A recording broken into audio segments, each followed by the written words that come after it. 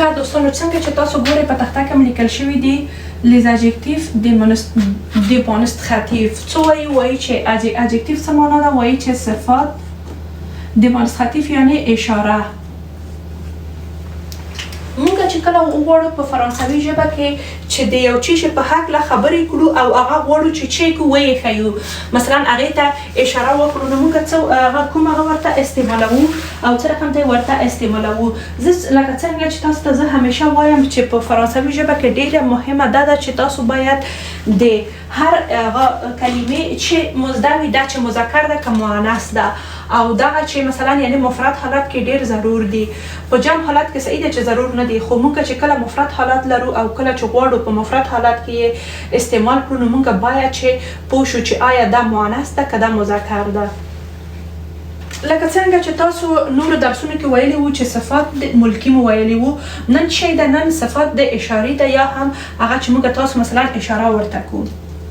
وایي چې کله که په فرانسوي ژبه کې تاسو کله چې یو نوم استعمالوئ چې هغه نوم څه شی وي، چې هغه نوم وایي چې که مفرد وي او مذکر وي نو موږ څه رقم ته یې کوم اشاري صفت ورته لرو؟ دغسې اشاري صفت ورته لرو.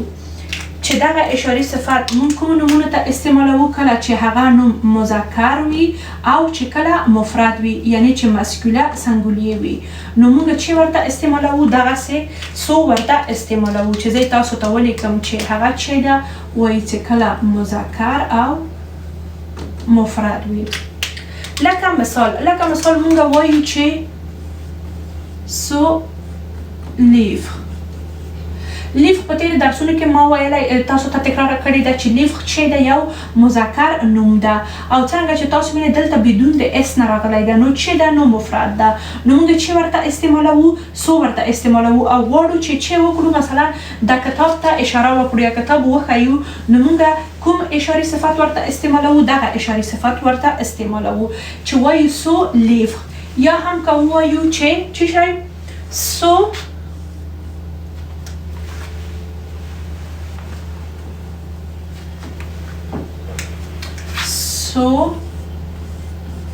سو شیا یعنی چې دا سپای او دا هم چې ده کنه دا هم یو مذکر او مفرد ده. مفرد خو تاسو پوهیږئ چې اس نه لري او نو کله چې مثلا شیم استعمال کړو نو پوهیږو چې دا چې ده یو مذکره سپای ده نو دې په خاطر موږ چې ورته استعمالوو؟ دغسې سو ورته استعمالوو. یا هم که ووایو مثال یعنی اسانه خبره یې چې هغه مثلا که ووایو چې سو ګارسون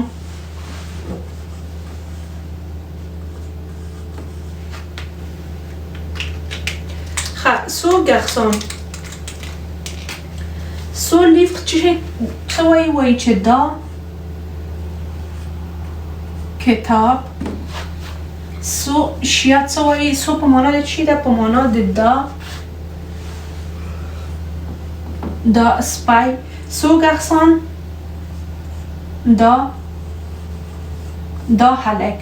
هلک اس نه لري، چې ده مفرد ده او هلک چې ده یو مذکر ده نو موږ چې کومه اشاره چې کله غواړو هلک ته اشاره وکړو نو موږ کومه صفت ورته استعمالوو؟ کوم اشاري صفت؟ دغه اشاري صفت ورته استعمالوو نو وایي چې سو لیفر، سو شیا، سو ګارسون. او که کله مو چې کله په فرانسوي ژبه کې یو اسم مذکر وي او مفرد وي خو په چی شروع شوی وي؟ په یعنی چې غږ لري په هغه حروفونو باندې شروع شوی وي. تاسو وینئ چې لیف په چی شروع ده؟ په ال. نو ال چې ده نو دغه یو مثلا غږ نه لري په فرانسوي ژبه کې. شیا یعنی په اس په سی شروع شوی دی، وبخئ په سی شروع شوی دی او سیم چې ده بیا هم غږ نه لري. دلته په ژ باندې شروع شوی دی چې دا بیا هم غږ نه لري. خو که مونږ کله چې په هغه که مذکر وي او که مفرد وي خو په یعنی مثلا په واول حروفونو باندې شروع شوی وي نو موږ کوم صفت اشاري ورته لرو؟ موږ دغسې یو اشاري صفت ورته لرو چې هغه چې ده هغه cette. وایي چې کله اسم مسکوله یعنی مذکر وي، سنګولیه یعنی چې مفرد وي او چې په چی شروع شوی وي؟ په ا ا ای او یو او اش. اش چې ده یعنی بغږه ده خو اش بیا هم مثلا دغه قاعده ورته شته.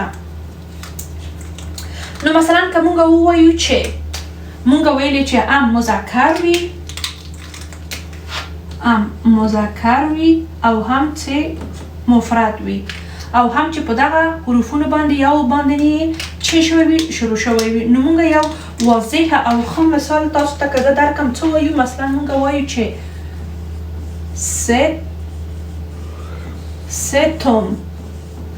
چې ده سړی کنه او سړی چې ده مذکر ده او دلته چې اس نه لري نو چې ده مفرد ده او چې په اش هم شروع شوی ده. ګورو په لیست کې اش شته نو چې ورته استعمالوو دغه اشاري صفت ورته استعمالوو او دغه چې کې دغه تی غږ پیدا کوي وایو چې cet homme په معنا د چې ده په معنا خو دغه د بلې ولیکم یا هم که بل مثال تاسو ته درکړم وایو چې cet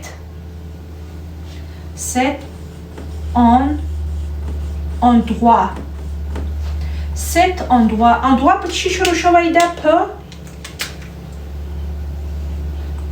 او باندې شروع شوی ده او نو چې ده endroit په فرانسوي ژبه کې ځای ته وایي او ځای چې ده په فرانسوي ژبه کې یوه مذکره کلمه ده او دلته ځکه چې اس نه لري نو مفرد حالت کې راغلی ده او په دغه حروف باندې هم شروع شوی ده چې دا په لیست کې شته یعنی په واول باندې شروع شوی ده. نو موږ کومه اشاري صفت ورته استعمالوو؟ دغه اشاري صفت ورته استعمالوو. نو وایو چې cet endroit او چې زه تاسو ته اوس ترجمه یې ولیکم څه وایي چې دا سړی دا ځای دغه کله چې مونږ مذکر او مفرد د مونږ اسم چې مونږ غواړو هغې ته اشاره وکړو که هغه کله مفرد وي او مذکر وي نو مونږ دا ورته استعمالوو چې په یعنی بدون د واول یا هم په واول حروفونو باندې نه وي شروع شوي. خو که کله کلمه هم مذکر وي هم مفرد وي هم په واول یا په اش باندې شروع شوي وي نو مونږ دغه ورته استعمالوو. لکه وایو چې son livre, son chien, son garçon, cet endroit. خو که کله چې اسم مؤنث وي او مفرد وي نو مونږ چې ورته استعمالوو؟ مونږ کوم اشاري صفت ورته لرو؟ دغه اشاري صفت ورته لرو cet. چې دغه اشاري صفت وایي چې کله اسم فمینه او سنګولیه وي یعنی چې مؤنث او مفرد وي نو مونږ چې ورته استعمالوو؟ دغه اشاري صفت ورته لرو چې مؤنث او مفرد وي. لکه مثلا چې وایو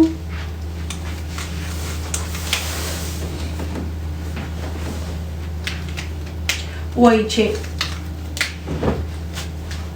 خو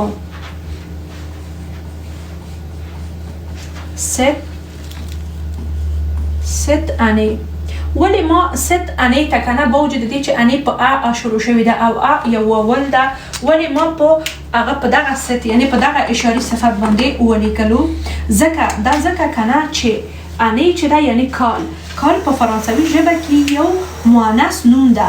کله چې نوم مؤنث وي او کله چې نوم مفرد وي که هغه په واول یا بدون د واول نه په هره کلمه شروع شوی وي مونږ دغسې غونته یو اشاري صفت ورته لرو چې وایو cette année. لکه cette année. یا مثلا که زه تاسو ته بل مثال درکم چې تاسو ښه په پوه شئ چې مثلا که مونږ ووایو چې cette table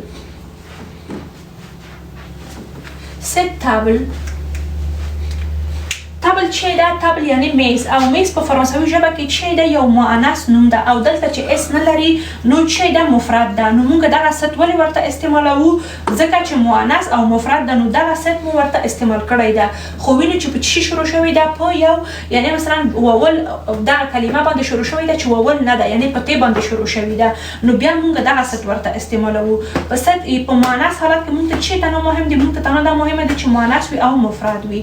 خو کله چې په هغه مذکر حالت کې وي موږ ته مهمه ده چې مذکر وي مفرد وي او پوه شو چې په دغه کلمه په کوم کلمو باندې شروع شوی ده.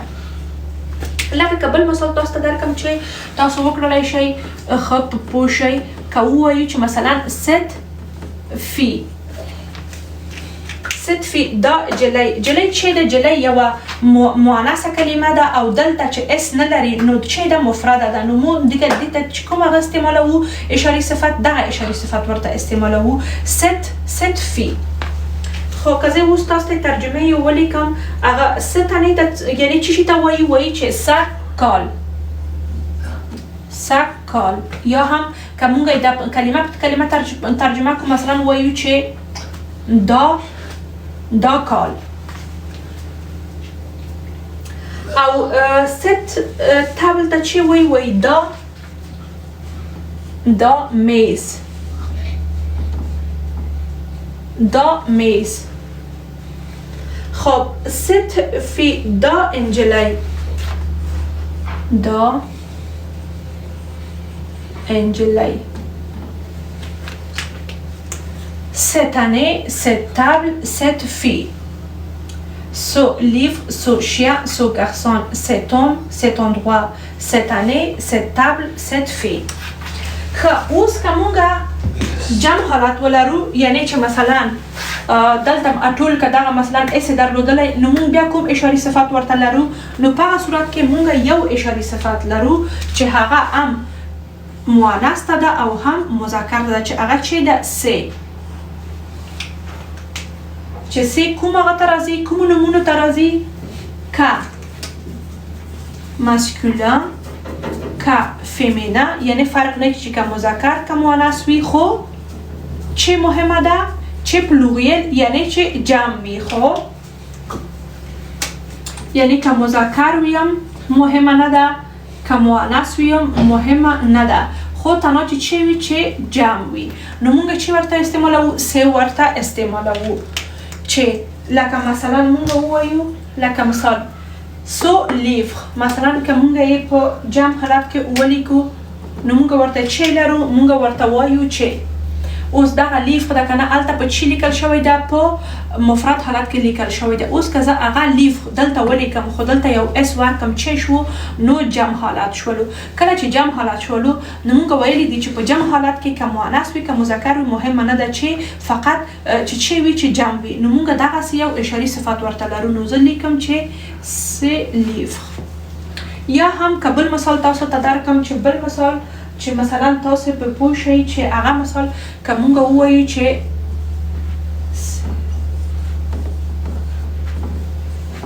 ښه تاسو وینئ که نه چې دغه په چې باندې شروع شوی ده په ای باندې که نه او ای دلته مونږ په لیست کې لرو نو چې ده یو واول ده خو دلته ما ولې دغه سی ورکړې ده ولې دا حالت مې ورته دغه اشاري صفات مې ورته لیکلی ده ځکه چې دلته یو دانه اس لري یعنی چې جمع حالت ده نو په جمع کې چې ده مهمه نه ده چې مذکر وي او که مؤنث وي خو چې کله دا خبره مهمه نه ده چې مذکر وي او که مؤنث وي نو مونږ دا قاعده بیا دلته نور کار نه ورکوي ځکه چې مونږ ته دا قاعده په هغه وخت کې مهمه وه چې کله اسم مذکر و مفرد و او په دغه حروفو باندې چې شروع شوی و به مونږ دا ورته استعمالوله نو په جمع حالت کې نه مهمه ده چې مفرد وي نه چې مؤنث وي مذکر وي یا که په واول باندې شروع شوی وي یا که په هر هغه بله کلمه باندې شروع شوی هغه اصلا مهمه نه ده تنها مهمه چې د دغه جمع حالتې ده چې دلته وایو خو دلته چې کېږي دلته دغه اس غږ پیدا کوي دغه اس غږ پیدا کوي چې د دې غږ سره کوم ته ویل کېږي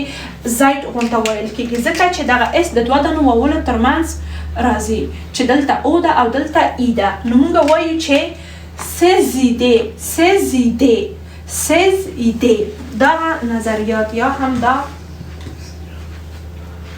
نظریه خو او که بل مثال زه تاسو ته درکړم چې بیا هم تاسو وکړلی شئ ښه درته واضح شي لکه مونږ ووایو چې ګورې دلته فی انجلی دي که نه نو دلته زه لیکم چې اس نه لري چې د مفرد دي او مؤنث دي نو زما دغه ست ورته استعمال کړی ده که نه اشاري حالت کې خو دلته دغه سی ورته استعمالوم ځکه چې دلته یو دغه فی چې زه ټوله ولیکم دلته که نه همدغه حروفونه ولیکم خو یو اس چې ورته اضافه کړم نو مهمه نه ده چې مؤنث ده که مذکر ده نو همدغه جمع حالت دواړو ته راځي نو وایم چې صوفی دغه انجلی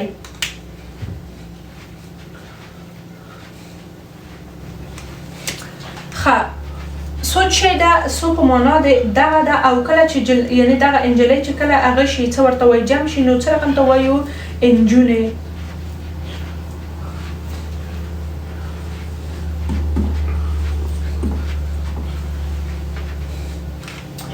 ces idées دغه دا نظرونه دا نظرونه ځکه چې جمع ده که نه جمع نه وای تنها مې ویلې چې دا نظر خو اوس چې جمع ده نو وایم چې دا نظرونه او دا کتابونه دا کتابونه خو اوس یو هغه ده که نه یو بل حالت ده چې تاسو په پوه شئ چې دغه دوه ترمنځ څه فرق ده دغه دوه ترمنځ سه او سه دغه تاسو نن درس کې ویلي ده که نه چې په صفات اشاري کې ده او دغه تاسو ته که په یاد وي ده تاسو په صفات ملکي کې مو ویلی ده او دا چې ده په صفات اشاره کې او دواړه دا دواړه چې د دواړه جمع حالتونه ښیي په دغه دوه یعنی دغه دواړه هم دا په ملکي حالت کې جمع حالت ښیي او دا په اشاري حالت کې جمع ته راځي چې کله اسم جمع یا نوم چې جمع وي زه تاسو ته یو مثال دې نه لیکم یو مثال دې نه لیکم چې تاسو پوه شئ چې د دې ترمنځ څه فرق ده که زه ولیکم چې ووایم چې ce livre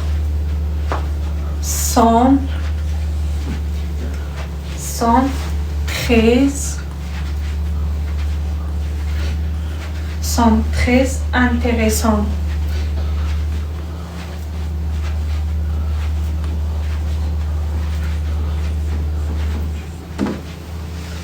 Ces livres sont très intéressants.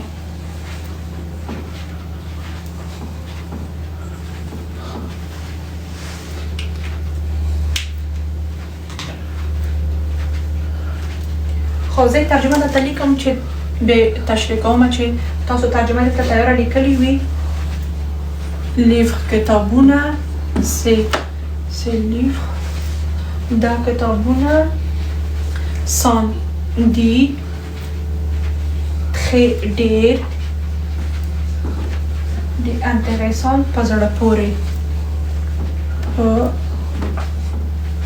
په زړه پورې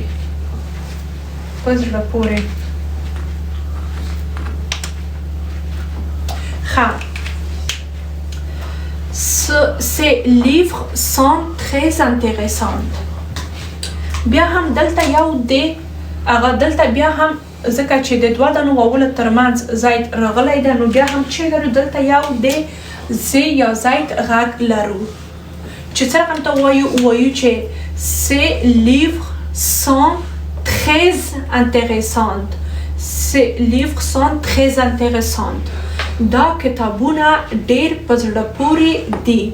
دا کتابونه ډېر په زړه پورې دي.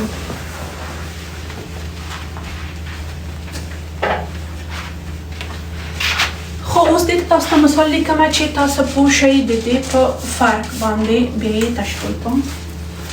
لکه مثال وایي چې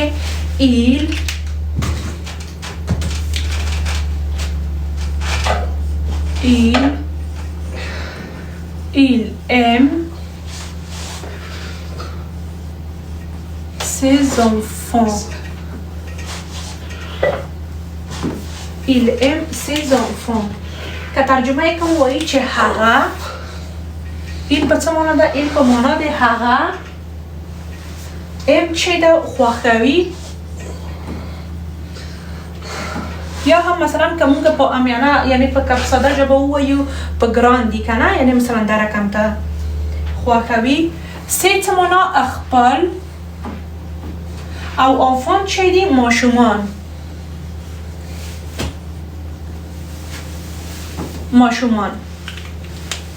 چې زه نه ورته حیوانان هم وایي خب Ces livres sont très intéressants. دلته ګورئ تاسو چې کتابونو ته چې کې اشاره کوي وایي چې دا کتابونه چې دي که نه مثلا وایي دا کتابونه ډېر په زړه پورې دي که نه دلته اشاره ده خو دلته چې دا که نه ملکي یعنی دلته ما لیکلي دي چې ملکي صفاتو کې تاسو دا ویلی و چې جمع حالت کې ده ملکي یعنی چې ته مثلا د یو چا یا د خپل یا د بل چا چې وښیې ملکیت یې وښیې نو څه رقم ته ملکیت یې ښیې وایي چې ایل هغه خوښوي خپل ماشومان. خپل دلته چې دا ملکیت ده، یعنی چې دغه ماشومان د چا دي، د دې ماشومانو مالک څو ده، دغه ده. یعنی دغه کوي چې هغه، یعنی مثلا هغه خپل ماشومان خوښوي، د نور ماشومان نه. لکه مثلا د خپل ماشومان چې دي کنه، مونږ چې کوي مونږ یې د هغې ملکیت کوي چې ماشومان سره مثلا، یعنی د ماشومان مالک چې د هغه، نو وایو چې هغه ماشومان خپل ماشومان خوښوي، یا مثلا هغه باندې خپل ماشومان ګران دي. دا شول د دې دوه ترمنځ فرق. دا اشاره کی او دا چې کی دغه ملکیت کوي، هم دغه جمع حالت کې راځي او هم دغه په جمع نمونه ته راځي. یعنی که دغه چې جمع نمونه وي او دغه چې جمع نمونه وي. او دې ته مهمه نه ده چې نوم مؤنث ده که مذکر ده، او دې ته مهمه نه ده چې نوم مؤنث ده که مذکر ده. دواړو ته تنها چې مهمه دي، دواړو ته تنها جمع حالت مهم ده. ښه، اوس بل فرق چې ده کنه د دوه نورو ترمنځ ده چې هغه چې دي، هغه سه. ګورئ کنه، زه وایم سه چې دا دواړه یو نه دي کنه. سه زه تاسو ته مثال ولیکم چې بیا یې درته تشریح کړم داسې مثال سره او ترجمې سره چې تاسو داسې ښه پوه شئ.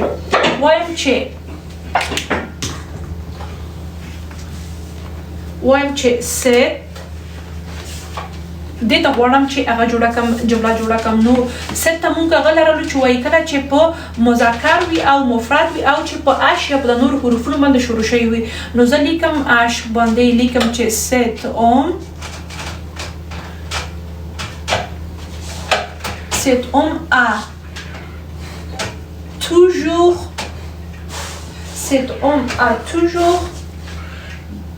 homme a toujours été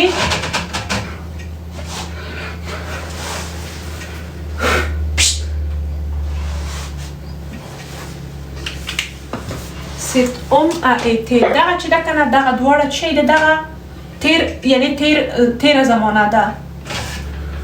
تیره زمانه. دغه دواړه چې تاسو مثلا پوه شئ چې زړه هغه لکه سوال درته پیدا نشي چې دا چې ده او دا چې ده. دا دواړه تیره زمانه ده چې به تاسو کله چې تیره زمانه وویله او هغه دوستان چې په پوهېږي هغه ته خدوازۍ ده، او هغه دوستان چې نه پوهېږي تاسو چې کله تیره زمانې درس وویلو نو تاسو پوهېږئ چې دا چې ده د avoir یعنی د لرلو فعل نه اخیستل شوی ده، او دغه د être یعنی د مثلا د اوسېدلو فعل هغه د تیره زمانې یعنی لکه فعل ده چې په دغه په تیره زمانه کې اوسېدلو فعل په دا رقم ته ګردانیږي. اوسېدل فعل یعنی مثلا د être فعل چې ده. ښه، وایي چې زه اوس تاسو ترجمه لیکم، اوله نه مخکې چې ترجمه یې ولیکم خپله جمله پوره کړم. وایي چې cet homme a été toujours courageux.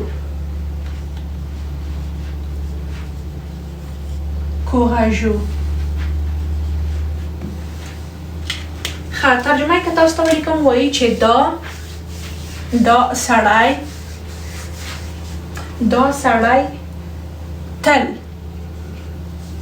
تل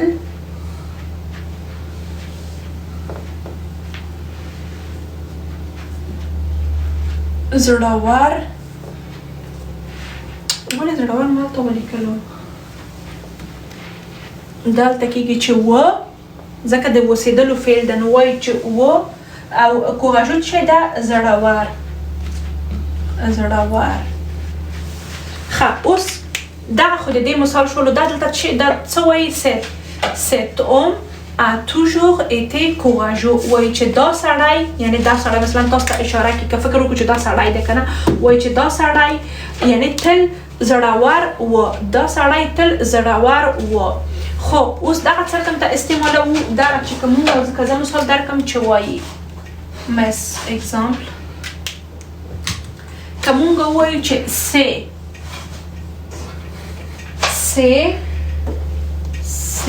un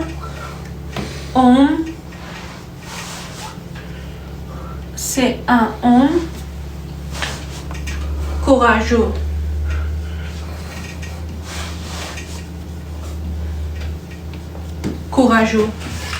دلته موږ څه رقم ته استعمالوو؟ وایو چې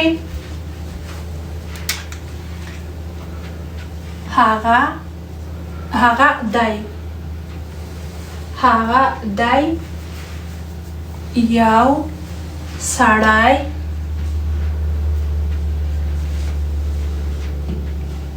زړور. مونږ وایو چې هغه دی یو زړور سړی. هغه دی یو زړور سړی. ګورئ دا چې دا صفت ده که نه ملکي وبخئ دا چې د اشاري صفت ده دغه که نه او دا چې دا د اشاره او د اتخ فعل نه چې شوې ده جوړه شوې ده. نو په دې معنا ده چې دغه دوه چې دي سره یو نه دي خو کله چې مونږ اورو د دې غږ او د دې دواړو غږ مونږ غوږ ته یو رقم ته راځي خو مونږ پوهېږو چې نه دا دواړه چې دي یو رقم ته نه دي ځکه چې دغه د دې شکل په تېره زمانه کې بدلیږي. تاسو ګورئ چې اتخ دلته دا رقم ته ده په اوس مهال زمانه کې ده او په تېره زمانه کې په دا شکل ده خو دغه اشاري صفت چې ده که نه چې همیشه اشاره کړي دا په اوس په تېره په هره زمانه کې د دې شکل اصلا نه بدلیږي خو د دې شکل بدلیږي ځکه چې دا د څه نه جوړه شوې ده یعنی ترکیب شوې ده دا د یو فعل نه او د اشارې نه. نو دا چې دواړه ترکیب ده نو دې په خاطر زه تاسو ته ما تشریح درکړله چې دلته وایي چې که نه هغه دی دلته چې ده که نه اتخ یعنی فعل ده چې زه اوس تاسو ته لیکم چې دا څه رقم ته جوړه شوې ده. دلته که نه مخکې هغې نه چې اصل کې دغه داسې یو شکل و داسې یو شکل یې درلودلو دا اصل کې داسې یو شکل و او تاسو وینئ چې دلته ای دلته که مخکې ده که نه او دلته یو واول ده نو کله چې یو واول وي مونږ دغه او پاکوو او همیشه دغه په یو اپاستخاف باندې بدلیږي. نو دا شوله د دې که نه د دغه ترکیب مثلا دغه یو اشاره ده سو دغه یو اشاره ده او دا څه ده دغه د اتخ فعل ده. د اتخ دا یو فعل ده په چی کې په اوس مهال زمانه کې